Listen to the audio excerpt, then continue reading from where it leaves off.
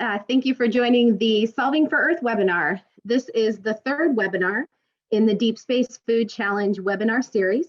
My name is Angela Herblay, and I am the NASA Challenge Manager for the Deep Space Food Challenge, and will also be your facilitator for today's webinar.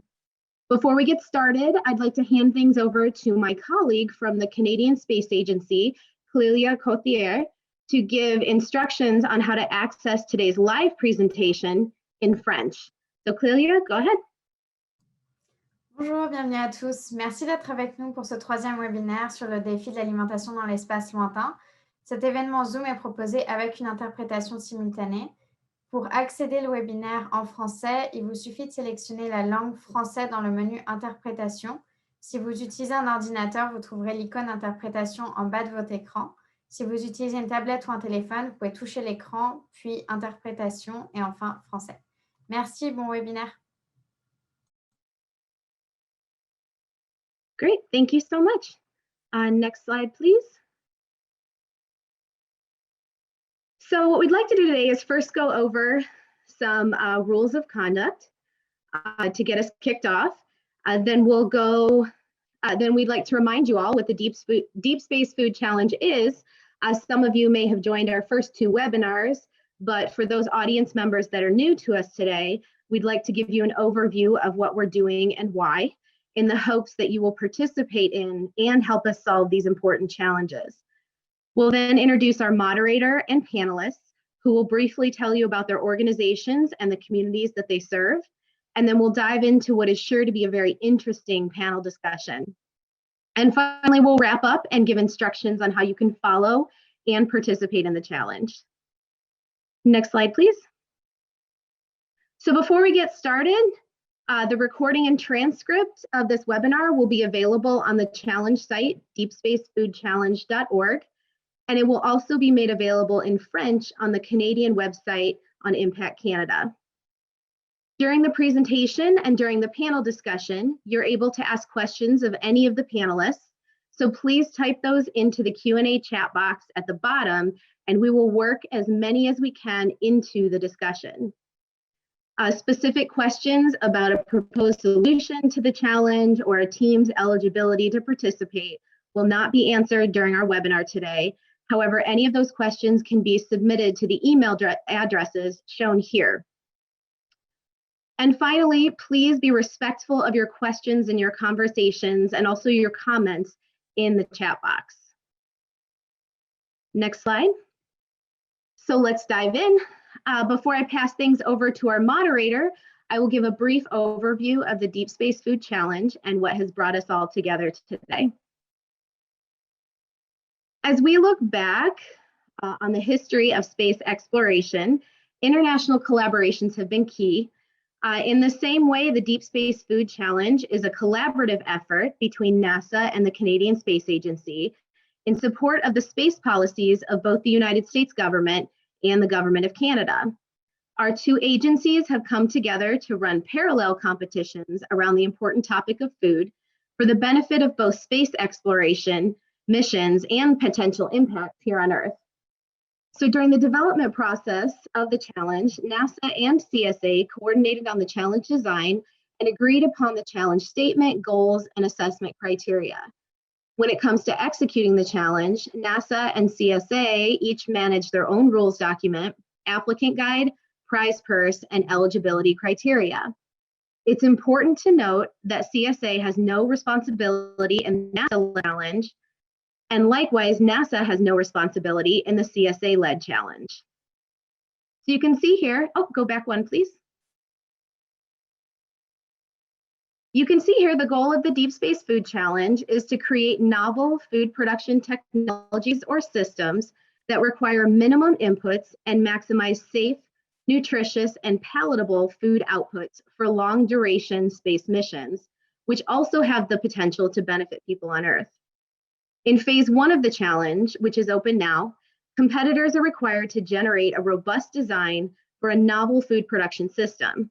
The NASA rules document and the CSA applicant guide offer outlines of the constraints and criteria for these designs. We are not looking for a larger food system. that will fill every single nutritional need of the crew, but rather pieces of an overall system that will significantly contribute to the comprehensive food system. Key dates are also shown here. For US and international teams, the deadline for registration closes on May 28th. Then submissions are due for all teams on July 30th, with the Phase 1 winners being announced in September of 2021. So there are 3 tracks that teams can select to compete in. One is the NASA prize, which will award up to $500,000 US in total prize purse to up to 20 teams that meet the eligibility criteria.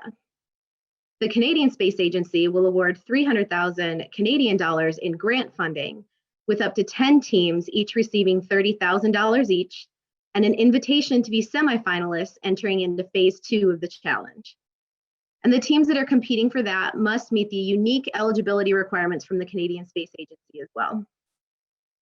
For those that do not meet the eligibility requirements of the NASA prize or the Canadian Space Agency prize, there is a recognition prize that will recognize the top 10 international teams chosen by both NASA and CSA. The specific eligibility requirements for each prize track can be found in the NASA rules document and also the CSA applicant guide. So now let's talk about our goals for today. So when designing challenges like the Deep Space Food Challenge, it's important that we not only look for technologies and innovations that will push the boundaries of technologies for space, but that we also take the opportunity to see how those technologies and innovations can make positive impacts here on Earth. When designing a food production system for space, solvers and innovators have to figure out how to work with limited resources, create minimal waste, and produce maximum amounts of nutritious and tasty foods. And since these same constraints and challenges exist on Earth, we included in the scoring criteria for the challenge that teams must bring forward potential terrestrial applications of their technologies. We did this intentionally to inspire the teams to really think about how they can improve things on our home planet. To borrow a statement from one of our amazing panelists that you'll hear from shortly, you can't effectively implement an innovation unless you first understand the problem. And that's what brings us here today. You can see in the discussion points here that we'll be talking about food security challenges on Earth and what's being done to address them. We'll also talk about what impacts innovations from initiatives like the Deep Space Food Challenge could mean for communities around the world. And as you listen to the panelists and send your questions in, we hope you'll be thinking more about the communities you'll hear about, better understand the need for innovation, and also how you can be involved and help. And now it is my pleasure to get us kicked off by introducing our esteemed moderator for the discussion today, Dr. Alyssa Whitcraft. Alyssa is the Deputy Director and Manager for NASA Harvest, which works to enable and advance adoption of satellite Earth observations by public and private organizations to benefit food security, agriculture, and human and environmental resiliency in the US and worldwide. So Alyssa, I will turn things over to you to tell us a little more about yourself and to introduce the panelists. Great, fantastic. Can you hear me okay? I think so. We did a test before and I have to just hope that that is still true. Great, thank you so much. As Angela mentioned, I am the Deputy Director and Program Manager of NASA Harvest, which is NASA's Food Security and Agriculture program as a part of the Applied Sciences program under Earth Science Division. So we really focus on the challenges that we're facing here on Earth, but the challenges that we face here on Earth are uniquely human and will persist no matter where we go. So I'm excited about the integrated nature of this challenge. Can you go to the next slide, please? We have 3 awesome panelists today bringing really different perspectives that I think will really enrich everyone's understanding and ability to answer this challenge. The first one is Merlin Racines. He's the Vice President of Business Development for Arctic Fresh. He's an experienced business professional and entrepreneur with over 20 years of retail management experience. He also has over 5 years of experience as a business advisor, capacity building trainer, and entrepreneurship mentor. Merlin started his first business at the age of 8, selling fresh fruit and snacks to members of his community. Merlin moved to Nunavut at the age of 20 and began a rewarding retail experience, moving from supervisor to general manager with local stores. He eventually left this role to start Arctic Fresh Inc. with his partner Rhoda Angutumarek.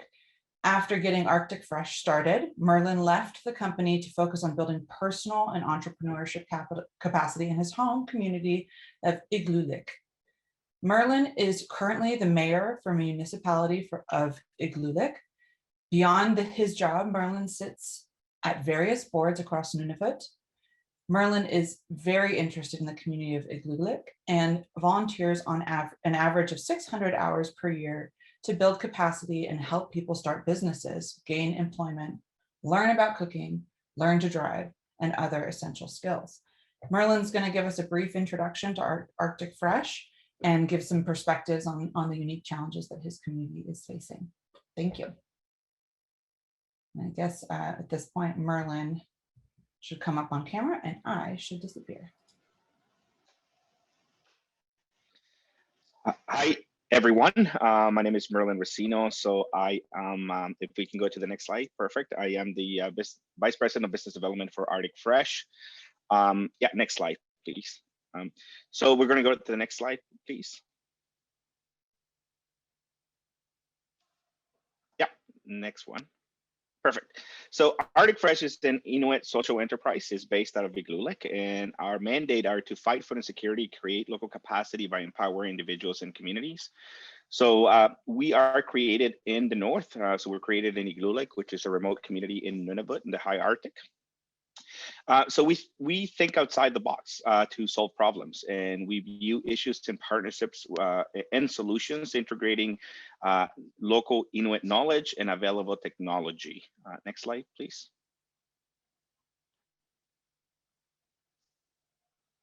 We are driven by innovation. So we operate in the high Arctic, as I had mentioned. And so we utilize a lot of Inuit knowledge into what we do. Some of the things we do are retail, wholesale, logistics, sea lift, renovation, new construction, consulting, and building capacity. So our whole mandate is to fight food insecurity. And as we develop the company, we realize food insecurity is just like a shirt. Not all the same size fits everybody. So we needed to look at different levels. So this is by creating employment, creating capacity. But our main drive, our main focus is to have food sovereignty and autonomy for our communities in the Arctic, which is a little bit of a challenge environment for the fact that, you know, for most of the year, our temperatures are between -30 and -65. And that's Celsius, by the way. So which really has impact into what we grow and how we grow it. Next slide, please. So you know, our mandate, fighting food insecurity, this is what we do things. So is our mandate is how can we provide food and food sovereignty to our communities and our children. And Nunavut is a place that is very food insecure. And so this is what we're trying to solve, is how do we solve the food insecurity challenge that are faced in our communities today. Next slide, please.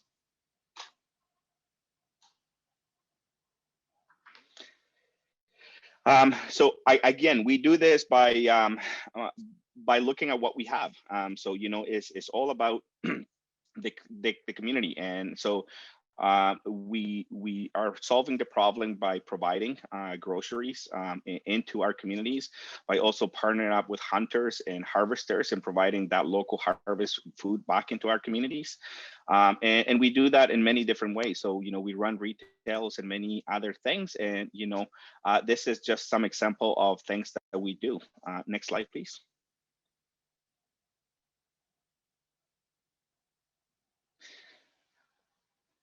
So we work with different partners, and this is some of the business and capacity that we have helped build in our communities.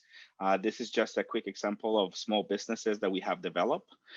And it's all about empowering, and it's all about understanding and co-creating with our communities. Next slide, please.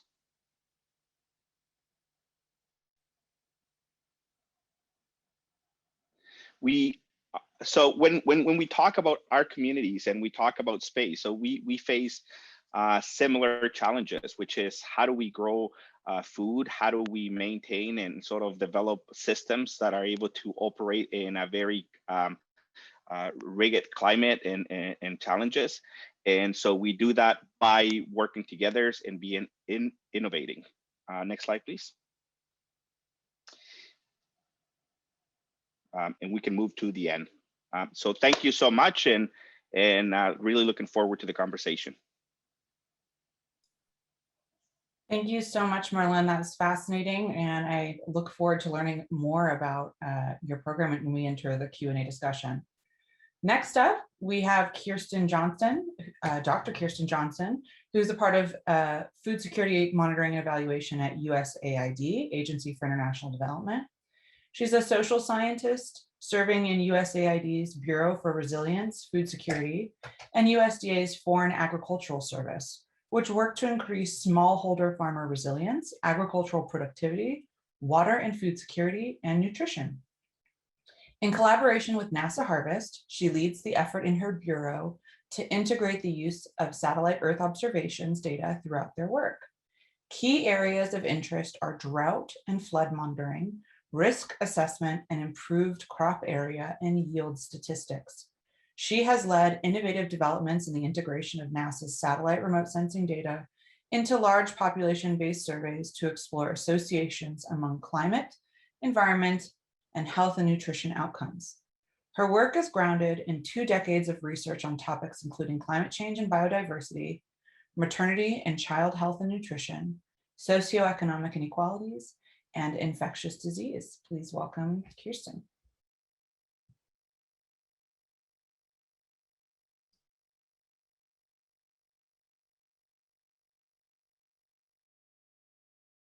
Oh, Kirsten, you're still muted.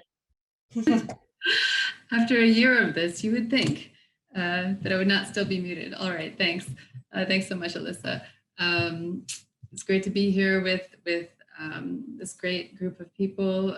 Thanks also to NASA and to the Canadian Space Agency for inviting us to talk about the work that we do at USAID and how the innovations that emerge from the Deep Space Food Challenge could one day contribute to improving food security here on Earth. Next slide, please. So let's start with defining our terms. So how does USAID define food security? Food security means having at all times both physical access and economic access to enough food for people to meet their dietary needs for a healthy and productive life. Seems fairly straightforward, but really it's not, because every night an estimated 700 million people go to bed hungry.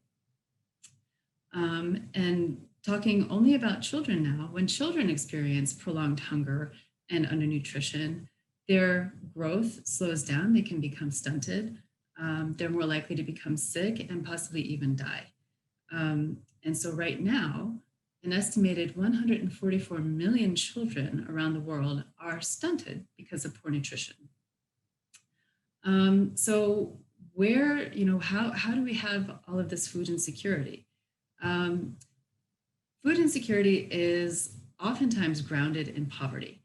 And it has this two-way relationship with poverty. So poverty leads to food insecurity when people don't have the economic resources to grow or access in the market enough food to eat. But then food insecurity over the long term can then exacerbate poverty because it has negative impacts on human health, on children's cognitive development, and on people's ability to be productive, to do productive work. So food insecurity is really a critical challenge of our times. And it's also a challenge that's exacerbated by changing climate and loss of biodiversity. Next slide, please. Okay. But as we know, in every challenge, we can always find opportunity. And USAID is seizing the opportunity to make a real, make a real difference in the lives of millions of children all over the world. So the idea is that through improving agriculture, countries can reduce poverty, they can reduce food insecurity and undernutrition. And so by improving that nutrition, 45% of children's child deaths could be prevented, just as one example of the benefits that we could derive from improving agriculture in the countries where we work. Next slide, please. And so our bureau, the Bureau for Resilience and Food Security at USAID, really contributes in this area. The goal is to reduce, to sustainably reduce poverty and to reduce food and water insecurity. And we do this by supporting economic prosperity that's grounded in the agriculture sector through nutrition-focused programming and by enhancing water security. And finally, by supporting resilience overall. And resilience is we define it as the ability of people to adapt to and recover from major shocks that they might experience. For example, things like droughts, floods, conflicts, epidemics. So really strengthening people's capacities to recover. Next slide, please. How do we work in this domain? Our work in agriculture addresses the entire food system, from farms to markets and tables, so it can deliver on food security and nutrition. And I think that this aligns really well with the goal of the Deep Space Food Challenge, which is to create novel food production technologies or systems that require minimal inputs while maximizing safe and nutritious food. Just skipping ahead, so some of our cross-cutting priorities, we aim for equitable, inclusive development. Oh, sorry, next slide. We aim for equitable, inclusive development, engagement with private sector partners, support for research and innovation, and then measuring our progress. Are we catalyzing the intended results? And a great example of how we put these cross-cutting priorities into action is through the innovative work that we're doing with NASA Harvest, for example, where we use Earth observations data from satellites to inform the design and monitoring and evaluation of our programs in the places where we work. And if you can go to one more slide, it just shows the countries where our Bureau is working. Thank you. Thank you so much, Kirsten. Appreciate the introduction to the really important work that you do at USAID. Our third panelist is Olivier Demers-Dubé, who is a Senior Innovation Advisor at Zone AgTech. He is, let me repeat that, the Senior Advisor for Innovation and Strategic Business Development at Zone AgTech. Olivier has invested over 10 years of his career as an entrepreneur in agrotechnology, designing and developing integrated food production systems and technologies. He specializes in novel food production technologies, circular economy, and corporate social responsibility. Over the past decade, he has designed, built, and operated many food production systems, including the first aquaponics vertical farm in Quebec, and one of the first in Canada. Olivier has dedicated his academic and professional career tailoring positive socioeconomic and environmental impact approaches and measures for the agricultural system. Olivier, please take it away. Hi, thanks so much, Lisa. Hi, everyone. My name is Olivier Demers-Dubé. I'm Senior Innovation Advisor for Zone AgTech. Next slide, please. So Zone AgTech is Canada's first AgTech innovation zone. His mission is to group, boost, and promote Quebec and Canada's AgTech and agri-based bioproducts companies through a single business area where all the levers and conditions for success are brought together to intensify the development of innovative technologies in agriculture. And we've elected to do this through 3 verticals. First being to help growers adapt to climate change. Secondly, to reduce the environmental footprint of agriculture. And last but not least, to improve overall food autonomy. Next slide, please.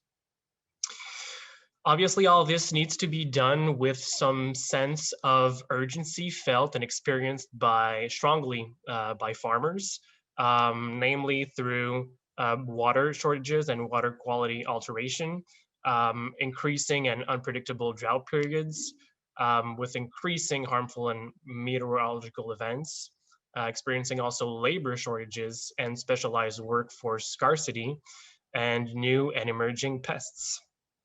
Next slide, please. So how do we do that? We do that by making innovation count, and making innovation count by bridging the gaps.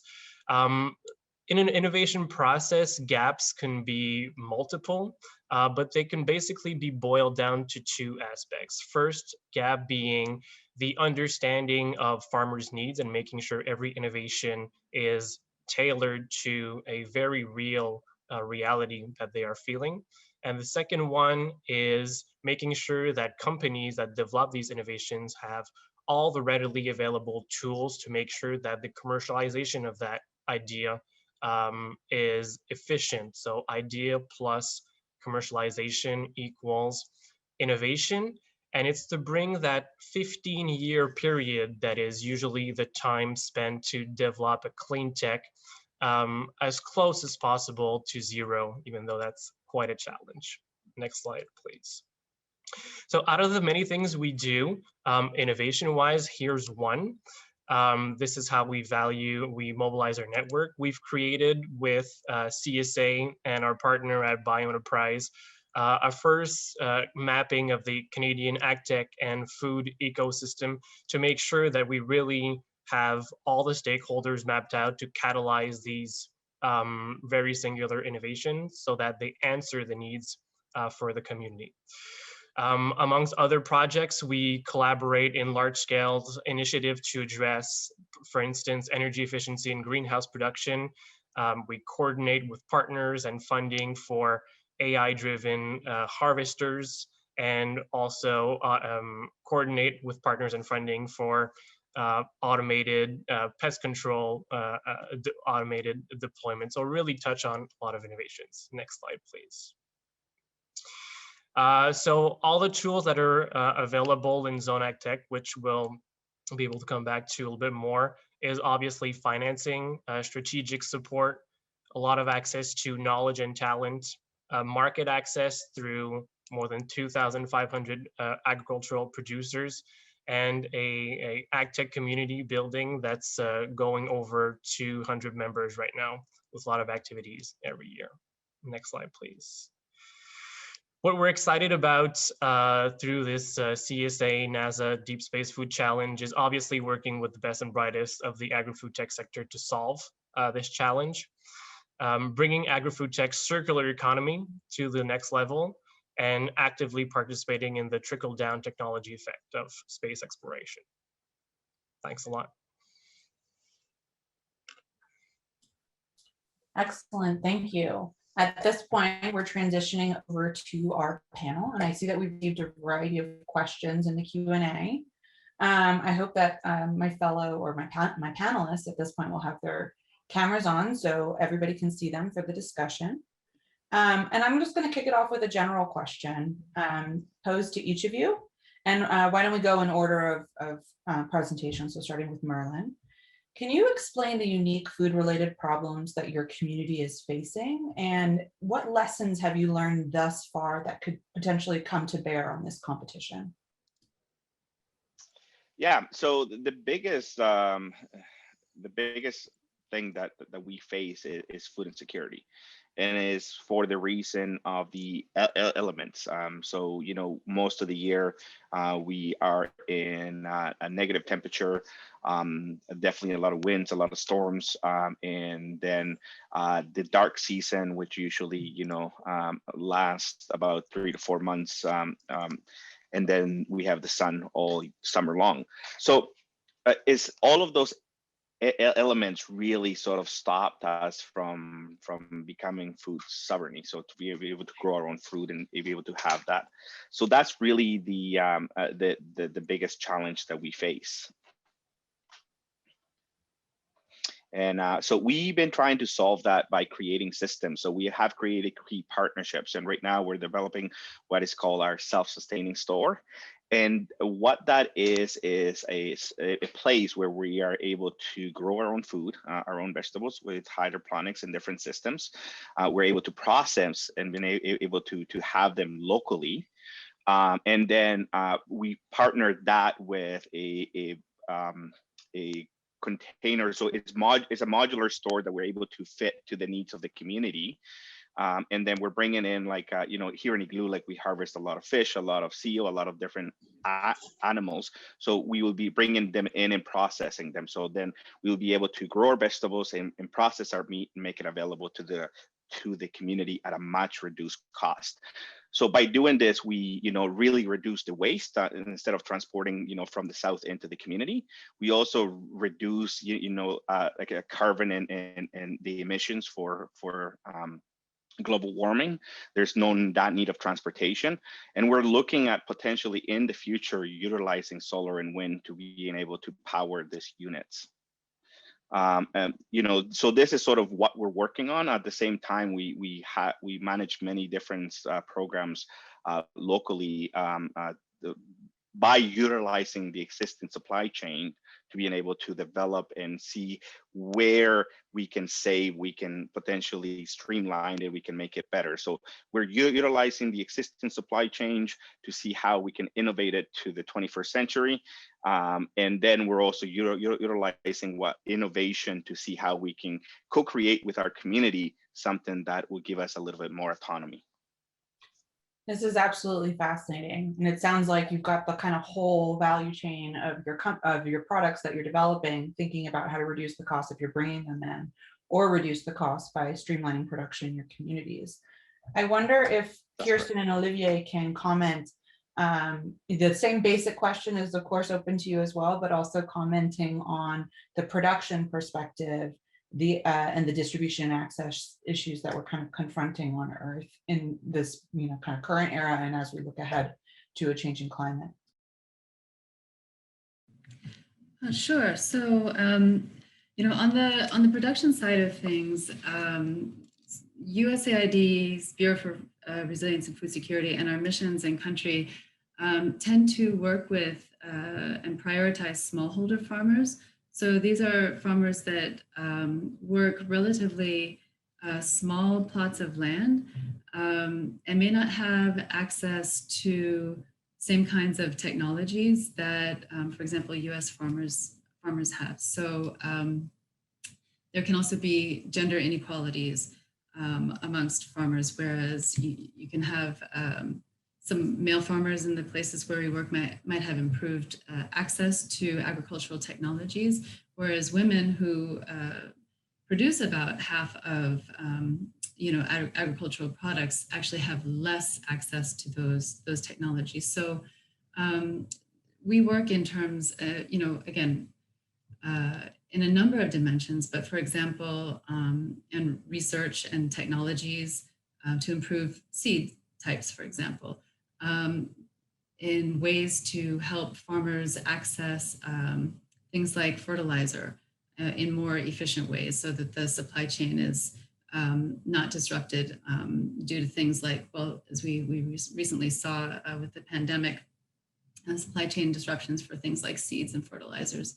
On the gender front, we work to ensure equitable access to new technologies, to trainings and things like regenerative agricultural practices, which help, produce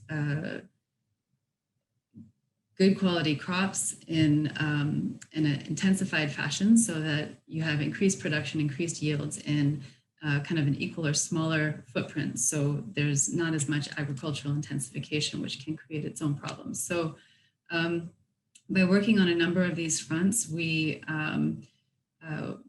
collaborate with communities, we collaborate with the private sector to help kind of lift the kind of agricultural production in the places where we're working.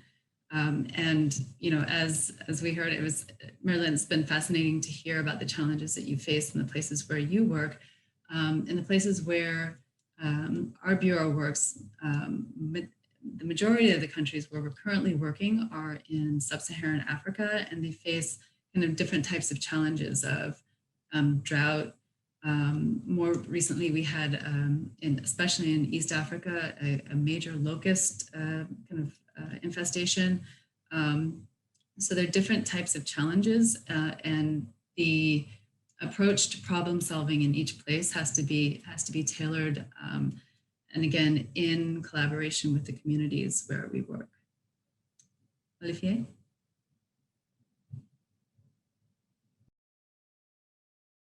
Oh, you're muted, Olivier.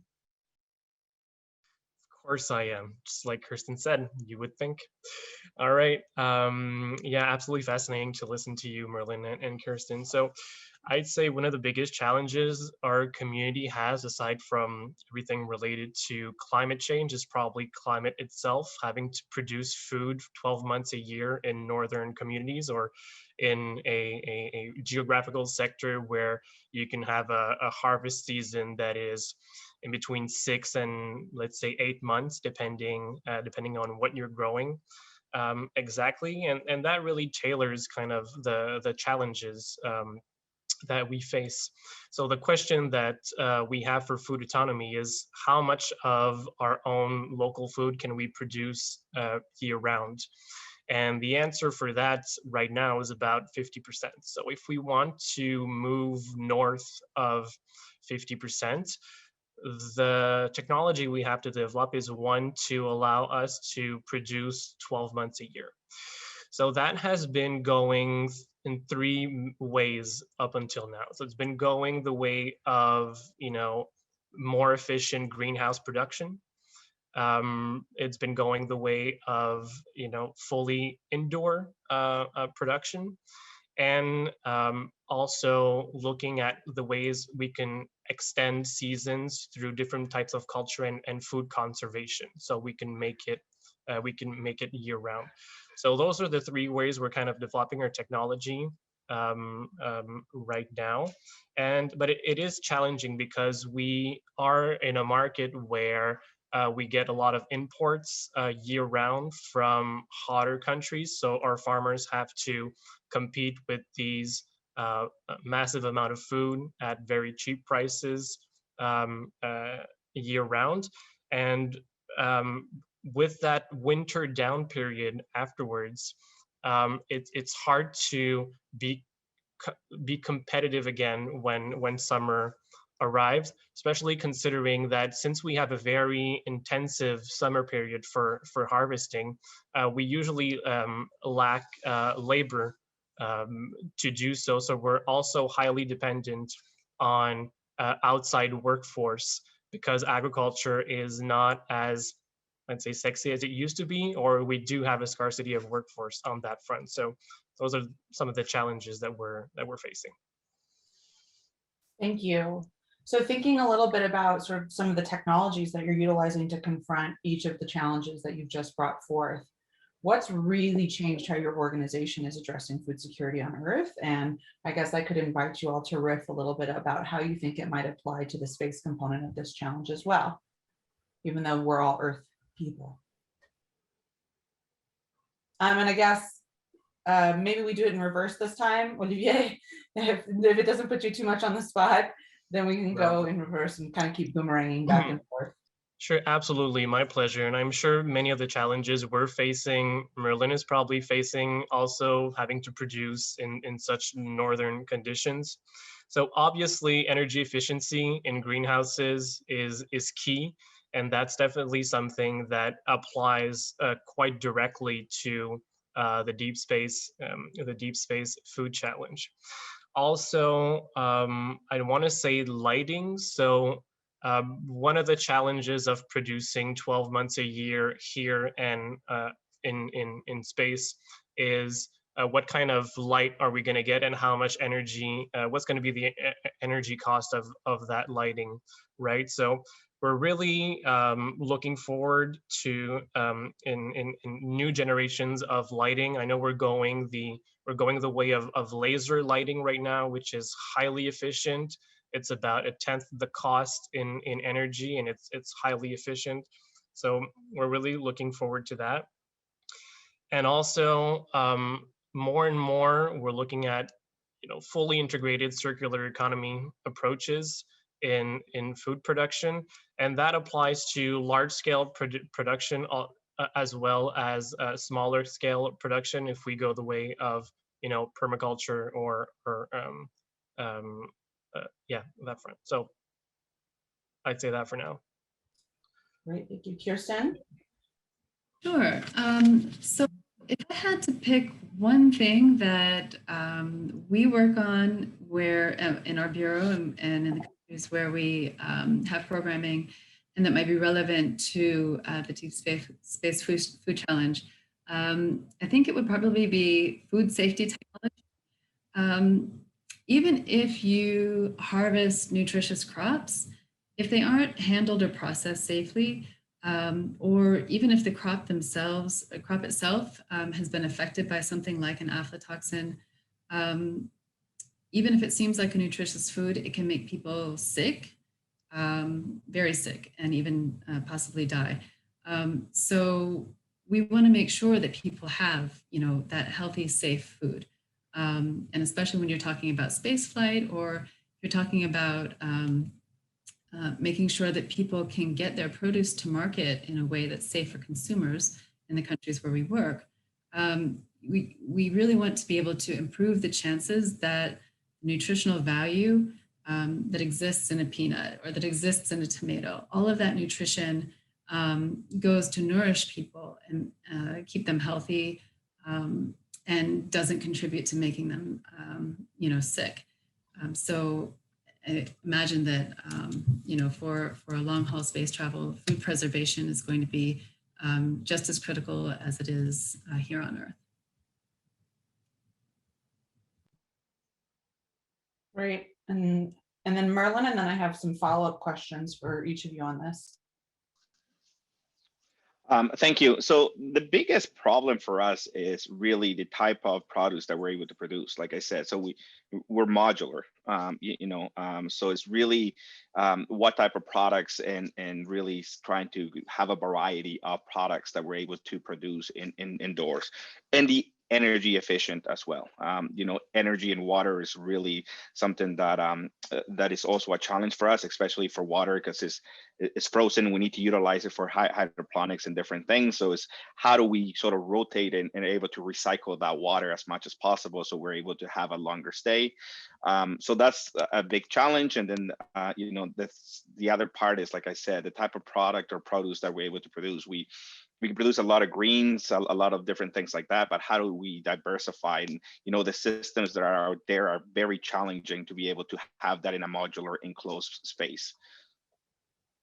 So a follow-up question on that, and this came from the Q&A submitted, was about sort of what have you tried to grow crops and commodities up in Igloolik and in the area where you're operating, and what hasn't worked so well that would be perhaps the highest priority for you guys to be able to produce locally? Thank you. So we work with our partner grocer, and so we've been able to produce lettuce. We've been able to produce in the high Arctic lettuce. We've been able to produce all of the greens sort of hydroponics. Very no issues whatsoever, right? But where we are having sort of a challenges is how do we grow potatoes? How do we grow carrots? How do we grow peppers? So those things are sort of what our biggest challenge is, and having like the way that, because it's like a container, the modular, right? Having set up the proper system, so when you're growing lettuce, you can integrate the peppers and integrate different things to be able to have a steady supply for the customers for their diets is another challenge that we face. But really any leafy, leany, like even we have even grown mint, we have even grown parsley and cilantro and all of those things.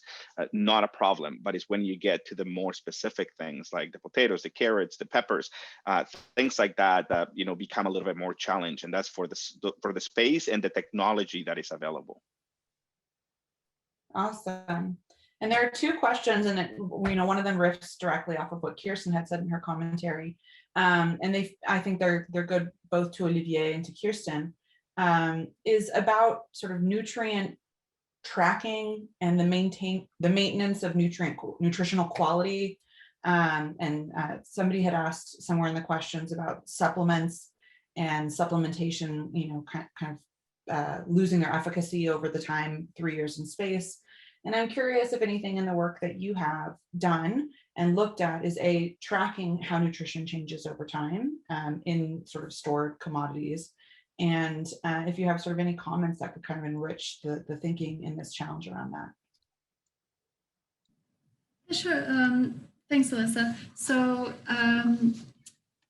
the work that we do around nutrient tracking, I'm sure that my colleagues who are working more closely in the food safety domain may have more input on this.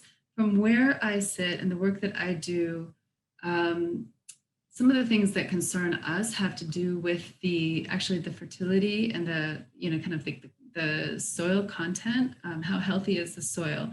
The health of the soil actually contributes to the quality of the nutrients in whatever is produced in that soil. So if you have really healthy soils, you can have, you know, your carrots or peppers have increased nutritional value than if you grow that same crop in depleted soils. So that's actually one question that I had for my fellow panelists who are working in these kind of contained spaces, is how do you maintain the health and fertility of the soils that you're growing crops in the places where you work.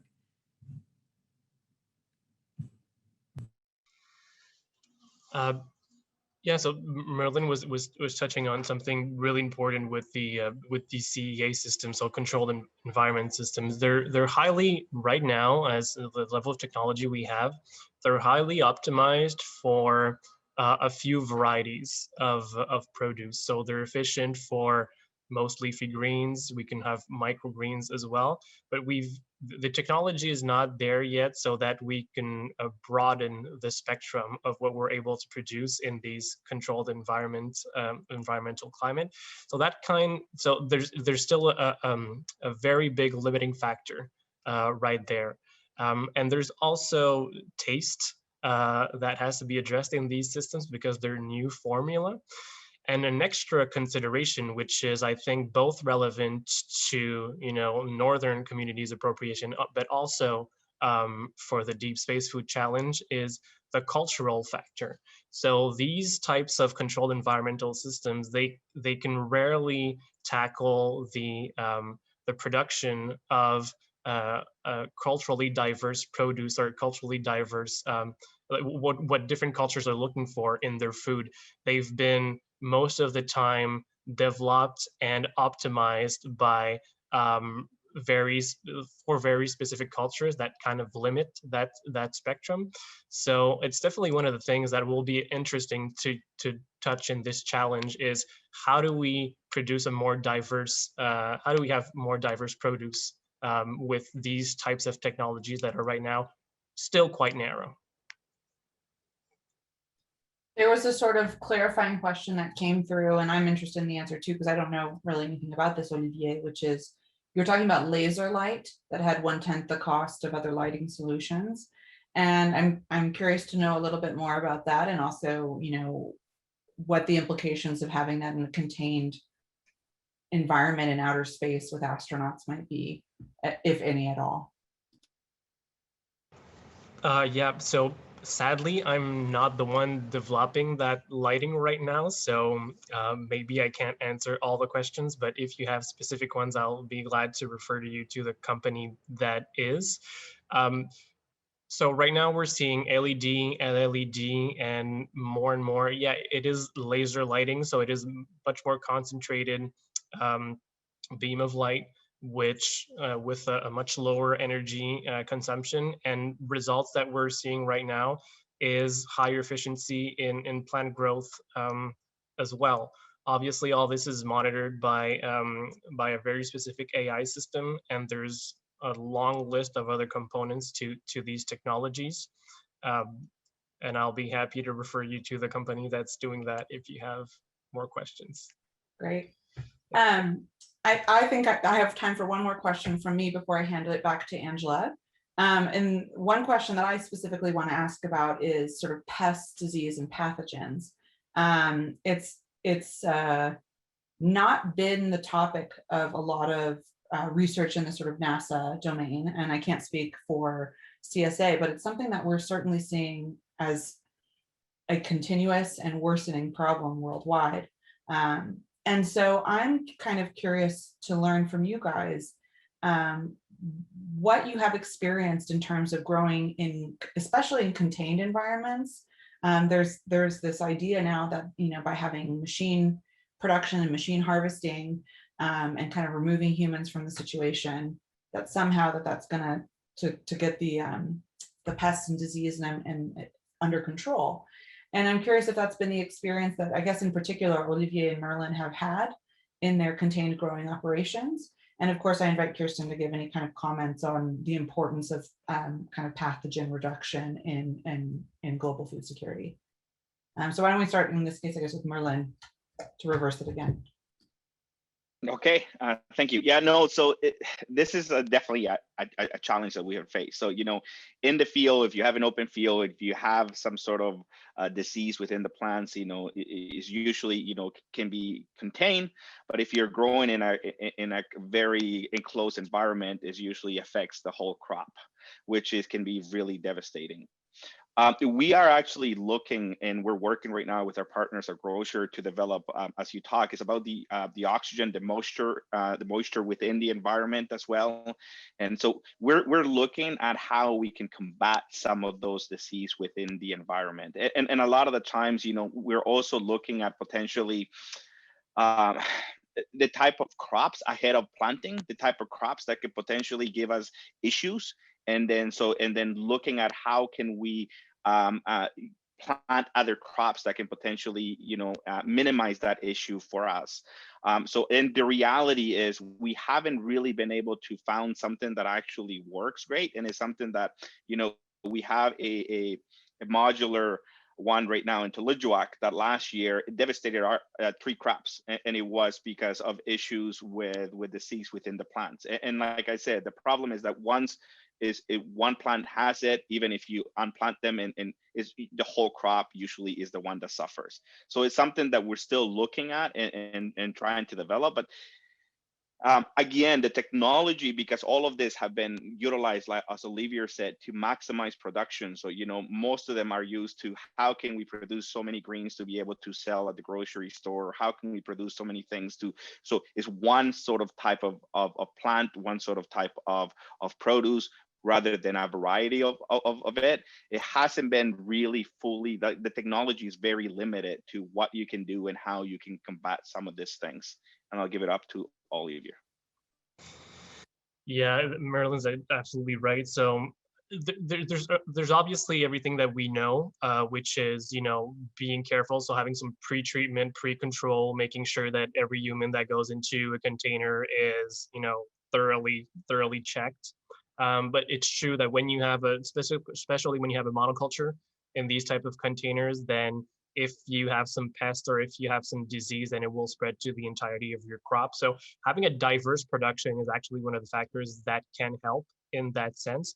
But it is true that when you see a problem, it's already too late most of the time. So there's 2 avenues that are looked at right now. Is to have these technology that allow you to see it before you see it. So we're looking at photonic optics that can actually analyze plant pest and disease before the human is able to notice it on their front. So you can do a pre-treatment. Ideally, you can rapidly isolate. And the other one is, and this, I'm sorry, this is where the extent of my English might come in, but it's the a plant physiology component, which is not the smell, but it's a volatile component that the plant excretes that will tell you long in advance what the plant is doing and how it's being impacted by its environment. And by analyzing that with some form of AI or management tool, then you can do a form of control and alleviate some of the pressure on pests and contaminants. So those are 2 avenues that are proven promising.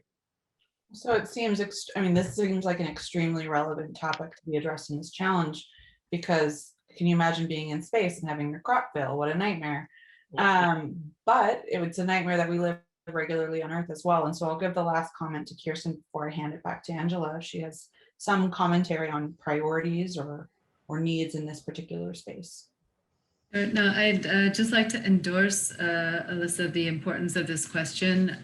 Everything from plant pests, insect pests like fall armyworm or the locust, desert locust I referred to earlier, aflatoxins and different types of mycotoxins. These are all things that we face in the places that we work, and I'd be very interested to follow kind of the technological development that Olivier was just discussing, kind of how we can use kind of artificial intelligence to kind of see those problems before you can physically see it, or assess those volatile chemicals in the plant in advance, so that you can take kind of preventive action in the field.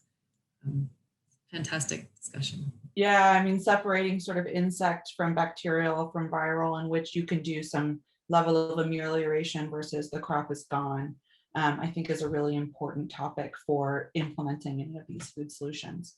So I want to thank the three panelists. This has been a fantastic discussion. I think the three of us agree we could keep chatting about this for a really long time. But it's time to hand it back over to Angela, and who will wrap it up, take it home, and close out today's session. Hi, thank you, everybody. That was an amazing discussion. It was so engaging. And just so the panelists, just so you know, we had over 100 questions and comments come in. So it was a lot to sort through, and we were able to get some of them into the discussion. But there are a lot more, that we'll follow up on with you after and, discuss more. So very, very engaging. Thank you so much for your presentation. So what I'd like to do is just we're going to wrap it up really quickly because I know we're right about at time. So if you could go to the next slide, please. Okay, so just a reminder that the webinar will be made available online, including the French version, which you'll be able to find on the Impact Canada website, hopefully within the next couple of weeks. The recording from our other webinars in our series are already available on the website, both in English and in French. So our first webinar was very informational around the challenge itself, the criteria, the background of how we came up with the challenge, the technology that we're looking for, and the assessment criteria. So that was very informational and strictly about the challenge. So if you're interested in that, it is posted on both websites. Our second one was focused on more of the applications for technologies in space. So that was a moderated panel discussion with some nutritionists and a couple of astronauts from both CSA and NASA. So that, again, is available as well. And that includes the recording, the transcript of the discussion, and also all of the Q&A. So for Canadians, look out for a networking session that is coming up. And there's more information on the Impact Canada website. Please stay connected with us via the channels that you see here. For anyone that is looking for a team, there is a LinkedIn group that's posted here that you can join. And there are teams looking for members and individuals looking to find a team. So feel free to use that platform to connect with each other. And there's some really great discussions going on there as well. And finally, if you're interested in participating in the challenge as a team, US and non-Canadian teams must register by May 28th, and Canadian teams are recommended to register their interest so that you can stay informed of what's going on with the challenge. And again, if you have any questions, there are the email addresses for the challenge administrators down at the bottom of this chart.